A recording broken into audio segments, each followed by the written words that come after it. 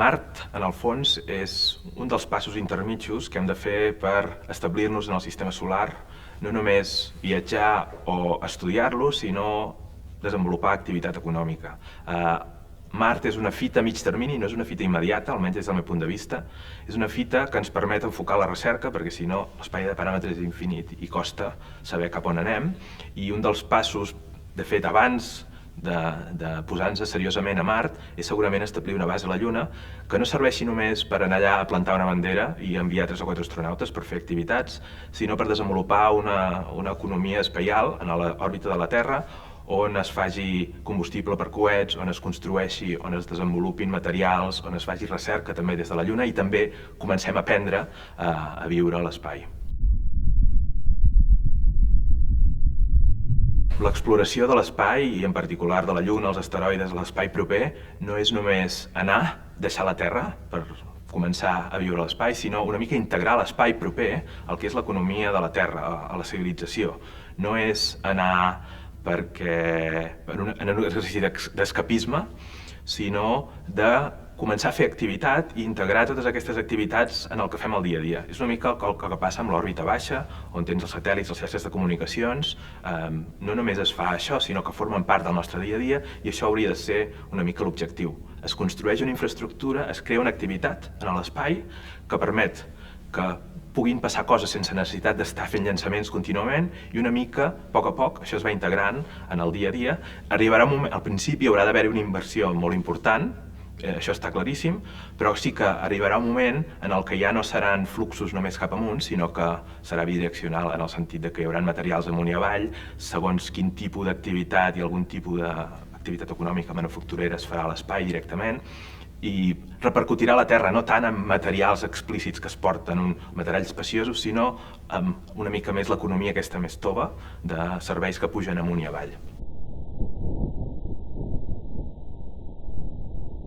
El projecte que hem començat és una xarxa de professionals precisament per treballar en el desenvolupament del concepte aquest de base sostenible, d'assentament sostenible. No és una base en el concepte militar ni una colònia en el sentit d'una ciutat sencera, sinó un assentament, una estació de servei on els països, les entitats, la indústria, els científics puguin anar a visitar, fer els seus experiments, però que sigui sostenible per disseny. És a dir, no fem una base i després ja veurem com tirem, sinó que totes les parts de la base, de forma molt fonamental, la forma de veure-ho és que totes les parts d'aquesta base han de ser manufacturables des de la base mateixa. I aquí estem parlant de components biològiques, de components mecàniques, inclús components humanes, eventualment. D'aquesta manera, si això s'assoleix, tens un sistema que passa a ser independent de les cadenes de subministrament i passa a ser sostenible. Aquesta és la sostenibilitat que estem buscant. Quan tens aquesta sostenibilitat, tots els excedents que generin són extra i aquí és quan comencen a haver-hi retorns i quan el sistema es pot expandir exponencialment i el sistema solar és immens, o sigui que estem en una situació com podríem estar amb la revolució industrial fa 300-400 anys, on tenim un reservoir molt gran que d'entrada, almenys a l'escala a la que estem, no estaríem fent una depredació tan agressiva com estem fent del nostre planeta avui en dia, que ens està quedant petit en el fons. Una mica aquest projecte que us he explicat de fer bases planetàries que siguin sostenibles, en el fons és el mateix exercici que estem fent en el nostre planeta. El nostre planeta és un sistema tancat, on els únics fluxos, de fet, és l'energia que ens arriba del Sol, i hi ha el que hi ha. I la Terra que estem utilitzant s'ha desenvolupat amb els recursos minerals a l'abast al llarg de milers de milions d'anys i l'estem consumint molt de pressa.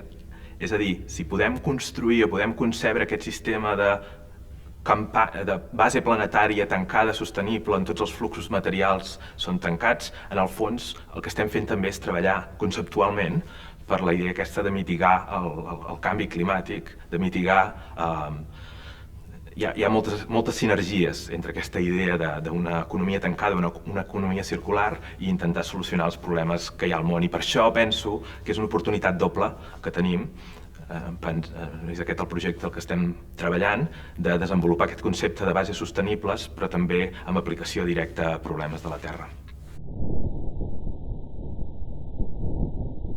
Als anys 70, quan es va començar l'exploració de l'espai, va haver-hi una sèrie de pensadors, sobretot Estats Units i Rússia, que eren els dominants en la carrera espacial, que començaven a pensar i especular sobre espai, civilitzacions, la famosa equació de Drake, paradoxa de Fermi. Hi ha un altre d'aquests científics, un senyor rus que es diu Kardashev, que va com definir una mica les escales, els ordres de magnitud de les civilitzacions en termes de si controlen els recursos del seu planeta, de la seva estrella i o de la galàxia.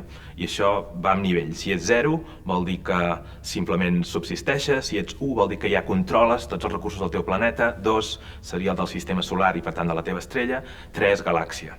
En aquest sentit, l'espècie humana es diu que està en un estadi de 0,6, 0,7 en l'escala de Kardashev, perquè realment ja tenim bastant domini sobre els recursos del planeta. Tot i això, aquest és un terme perillós perquè no és el cas en el concepte que pensava Kardashev. No estem utilitzant l'energia que ens arriba del planeta en el sentit que ens ve del Sol, sinó que de fet estem utilitzant recursos i l'estem consumint. Hem de fer aquest canvi, que és una mica el canvi que estem ara a pressa, corrent, per mitigar el canvi climàtic. Hem de fer aquest canvi per aconseguir viure dels fluxos d'energia, no dels recursos i no de la depredació, sinó estabilitzar que de forma que vivim amb el que entra i el que surt, una mica la nostra empremta ha de ser nul·la. Quan assolim aquest pas, en potser 2 o 3 dècades, i mitiguem el canvi climàtic, haurem assolit realment gairebé el nivell 1 de Kardashev, i el següent pas seria una mica la visió aquesta de que ens expandim a l'espai, comencem a utilitzar-lo i comencem a integrar-lo en la civilització planetària, i llavors començaríem a passar d'aquest 1 i cap al futur.